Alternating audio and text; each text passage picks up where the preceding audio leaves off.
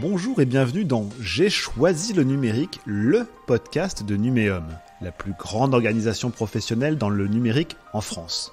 J'ai choisi le numérique est le podcast pour tous ceux qui cherchent à travailler, se reconvertir, se former au numérique, que vous soyez sans emploi depuis plusieurs années, que vous vous ennuyez dans votre job, que vous soyez prêt à vous reconvertir ou tout simplement que vous n'avez pas conscience du potentiel des métiers du numérique, cette émission est pour vous. Aujourd'hui, je reçois Jean-Christophe Arnonnet, directeur d'Access Inclusive Tech, qui a la particularité de s'intéresser au profil des personnes en réinsertion, particulièrement le jeune public, afin de les former au métier du numérique. Jean-Christophe, bonjour. La reconversion vers le numérique, c'est pour tout le monde et ce n'est pas que des développeurs et des ingénieurs. Pouvez-vous nous parler des possibilités qui s'offrent au jeune public, en particulier en situation de réinsertion professionnelle ? Quels sont les besoins et les demandes des entreprises ? Le dispositif proposé par Access Inclusive Tech s'apparente à celui du compagnonnage. En fait, on recrute notamment des jeunes en difficulté, peu ou pas diplômés, et on leur propose un contrat de travail en CDD et ils vont travailler sur nos prestations clients. Donc, c'est pour des vrais clients et des vrais projets pour des grands comptes.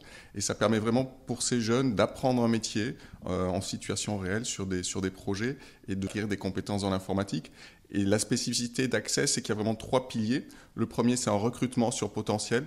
C'est-à-dire que ces jeunes, on ne va pas regarder par définition, ils ont rarement les diplômes qu'il faut, ils n'ont pas les compétences correspondantes, donc on va vraiment chercher leurs qualités propres. On a tous des qualités naturelles, de rigueur, d'analyse, de relationnel, donc on s'appuie vraiment sur ça. Et typiquement, on est tout à fait capable de recruter des jeunes, un jeune qui a été orienté par une mission locale et qui a un CAP de cuisinier ou de carrossier, et ça marche très bien. Donc ça, c'était le premier pilier, le recrutement sur potentiel. Le second pilier, c'est basé avec cette logique de compagnonnage. On a besoin de sorte de tuteur, donc il y a un encadrant de proximité, à la fois qui gère la prestation client et qui fait monter en compétence les personnes. Learning by doing, comme disent les anglo-saxons, un apprentissage au poste de travail en faisant tous les jours. Et troisième pilier, c'est vraiment, on suit de façon très, très fine et précise, avec des évaluations régulières, l'acquisition des compétences, avec tout un spectre, une cartographie de compétences à acquérir sur chaque métier pour chaque jeune.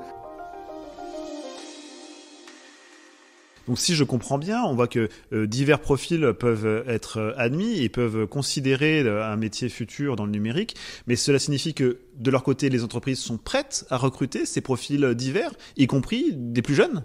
Oui, alors les profils que nous accompagnons au départ, effectivement, ils ne sont pas recrutables directement par les entreprises. Donc c'est notre rôle Access et nous allons les faire travailler, leur apprendre le métier sur nos prestations clients.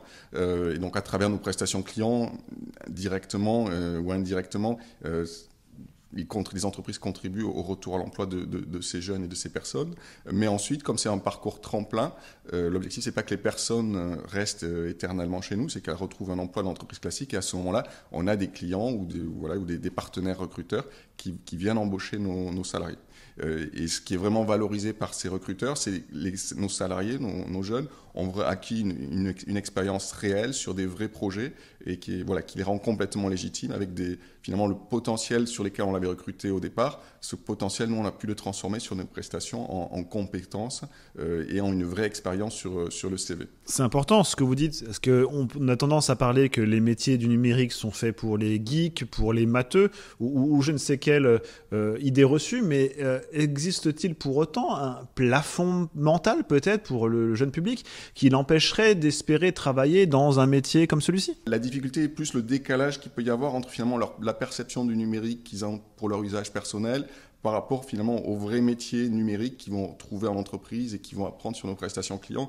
Mais voilà, ce décalage, finalement, en arrivant chez nous, ils le mesurent assez rapidement, ils s'en rendent compte assez rapidement et ils voient à ce moment-là aussi tout l'intérêt d'un parcours comme le nôtre et tout ce qu'ils vont pouvoir apprendre.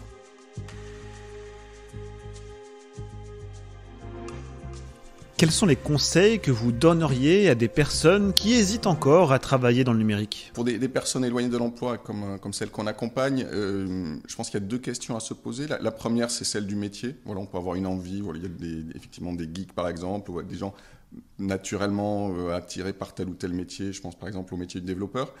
Et la seconde question, c'est celle de l'appétence. C'est comment je veux apprendre, comment j'aime apprendre et comment j'ai envie d'apprendre. Et notamment si par exemple on est avec des jeunes qui ont pu être en échec face à l'institution scolaire, peut-être le fait de retourner en classe sur une formation un peu classique, ça peut être un vrai obstacle et ça peut être un vrai frein. Donc sur la façon d'apprendre, je pense qu'il y a c'est vraiment une question importante, et il y a deux options. Il y a plutôt donc l'apprentissage en formation, et donc là il y a toutes les formations qui accueillent des jeunes et des moins jeunes, mais sans prérequis académiques. Donc je pense à la grande école numérique, et des organismes de formation comme Webforce 3 ou Simplon qui sont spécialisés sur ce type de personnes. L'intérêt de la formation, c'est qu'elle va fournir un titre, et que vous allez pouvoir acquérir des compétences peut-être plus techniques. L'inconvénient, entre guillemets, ou ce qui peut être éventuellement un inconvénient pour des jeunes, c'est que il n'y a pas de salaire, et il y a ce mode un peu classe, même si c'est toujours de plus en plus dynamique et en mode projet, mais on reste sur des cours à suivre malgré tout.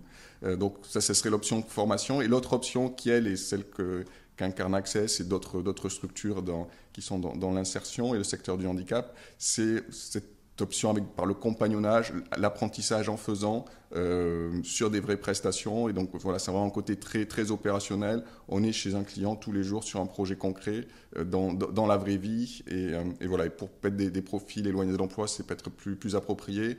Avec l'avantage aussi que nos jeunes et moins jeunes sont des salariés, donc ils touchent un salaire. Et enfin, il y a tout le volet auquel je faisais allusion tout à l'heure de savoir-être, qui est quand même très important et qui est une part très importante de ce qu'ils vont apprendre, pareil, en situation réelle sur des vrais projets. Développer les soft skills, apprendre en faisant, être accompagné tout au long de sa formation, ce sont véritablement les mots de notre rencontre aujourd'hui. Je rappelle aussi que vous avez évoqué le Web3, la grande école du numérique, autant de personnes que nous avons rencontrées et que vous pourrez retrouver dans des précédents épisodes de J'ai choisi le numérique. Jean-Christophe Arnonnet, merci beaucoup. Je rappelle que vous êtes directeur d'Access Inclusive Tech. Quant à moi, je vous dis à très bientôt pour un prochain épisode de J'ai choisi le numérique, le podcast de Numéum sur la reconversion vers les métiers du numérique. Au revoir.